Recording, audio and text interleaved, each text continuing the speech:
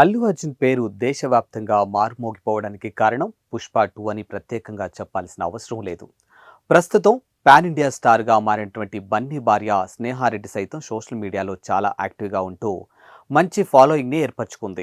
అల్లు వారింటి కోడలు అయ్యాక ఈమె క్రేజ్ మరింత పెరిగింది అనుకోండి. కానీ పెళ్లి కాకముందు స్నేహారెడ్డి బ్యాక్గ్రౌండ్ ఏంటని ఈ మధ్య కాలంలో చాలా మంది ఆరా తీయడం మొదలుపెట్టారు. తాజాగా ఈ మ్యాటర్కి సంబంధించినటువంటి న్యూస్ సోషల్ మీడియాలో చక్కర్లు కొడుతుంది. స్నేహారెడ్డిది డబ్బున్న కుటుంబమేనని ఆమె తండ్రి కంచర్ల చంద్రశేఖర్ రెడ్డి ప్రముఖ వ్యాపారవేత్త, వీళ్ళకి college of institute of technology chairman అని తెలుస్తోంది. అలాగే రాజకీయ నాయకుడు కూడా.